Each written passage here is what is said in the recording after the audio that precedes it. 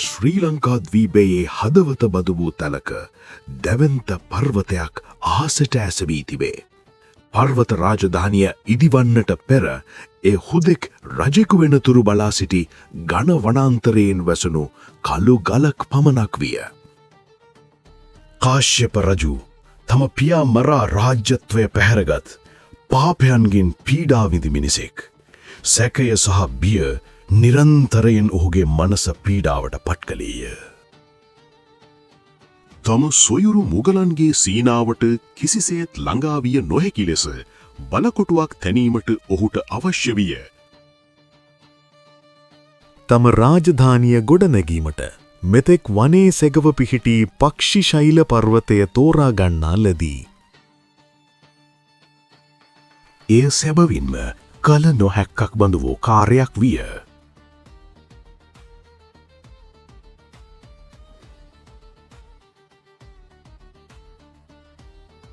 අසීරු ඉලක්කයක්, දහස් ගණන් ශ්‍රමිකයින්, ඇතුන් සහ විශ්මකර්ම ශිල්පීන් ස්වභාව ධර්මය ආශ්චර්යයක් බවට පත් කිරීමේ මෙහෙයුම ආරම්භ විය.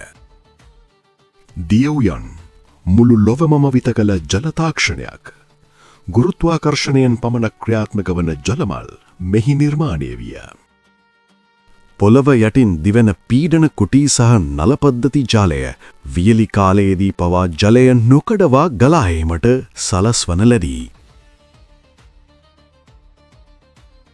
මෙය සම්මත ගෘහ නිර්මාණ ශිල්පයේ අග්‍රගණ්‍ය නිර්මාණයක් විය.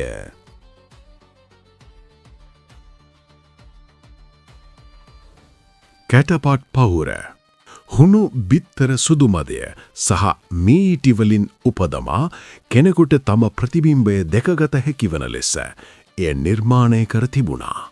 සීගිරි ලලනාවන්ගේ රූසිරි වර්ණනා කළ කවියන්ට සහ සංචාරකයින්ට මේ කවිලිවීමට තෝතැන්නක් වුණා.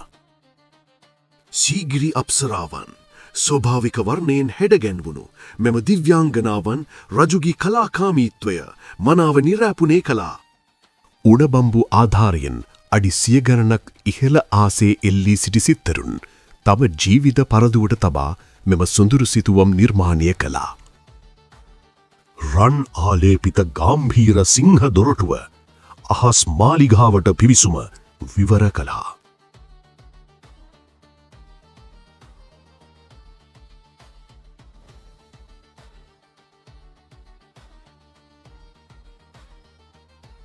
ගිරිහිස මත ඉදි වූ මනරම් මාලිගය රාජධානියේ ශ්‍රී විභූතිය විදහා දැක්වීය.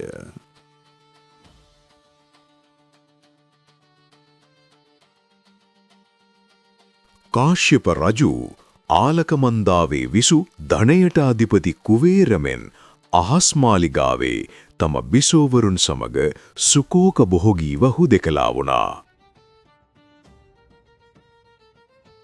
රාත්‍රිය සංගීතයෙන් සහ නර්තනයෙන් පිරී ඉතිරී ගියා. නගරවැසියන්ට රාත්‍රී කාලය සීගිරිය දිස්වුනේ අහසි පාවෙන දිව්‍ය විමානයක් ලෙසයි. සතුට පැවතියේ එම අසුභ පණිවිඩය ලැබෙන තෙක් පමණයි.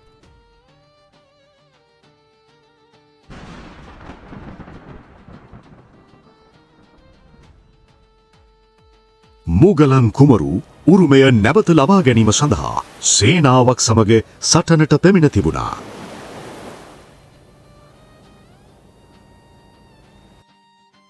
කාශ්‍යප රජු බලකොටුවෙන් ඉදිරියට ගොස් පහර දී මුගලන් කුමරු පහසුවෙන් පරාජය කරුණ බවට ප්‍රතිඥා දුන්නා. රජු සහ මුගලන් කුමරු යුද බිමේදී මුණ ගැහෙනවා.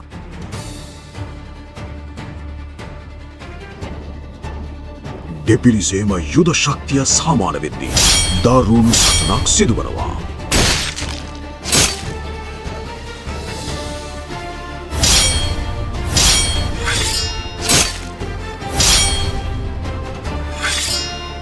ජයග්‍රහණය අභියසදී ඉතා අවාසනාවන්ත සිදුවීමක් සිදුවනවා. මඩවලක එරෙන රජුගේ යුද හස්තිය ඉන් ගොඩෑම සඳහා ආපසු හැරෙනවා.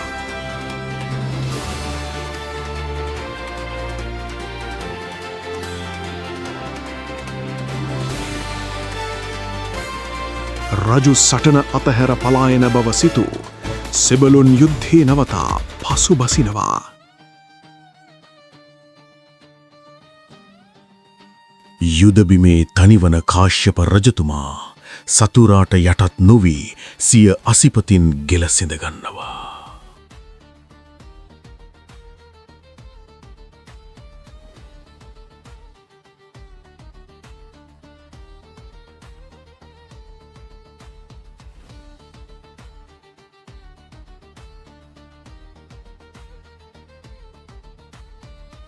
මාලිකාව අත්තර දමනු ලැබුවා. සියල්ල වනාන්තරය විසින් ගිලගත්තා.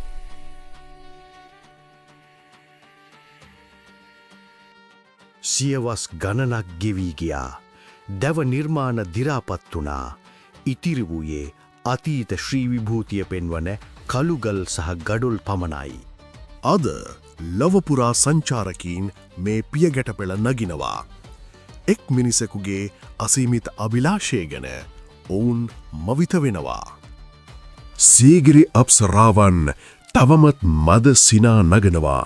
වැසි වැටෙන විට තවමත් දියමල් ක්‍රියාත්මක වෙනවා. සීගිරිය හුදෙක් බලකොටුවක් පමණක් නොවේ. එය මිනිසාගේ ප්‍රතිභාවසා දේවත්වය ස්පර්ශ කිරීමට ඇති ආශාව පිළිබඳ සාක්ෂයක්. ලොව අටවන පුදමය ශ්‍රී ලංකාවේ අභිමානවත් පුරාවෘත්තය සීගිරියයි.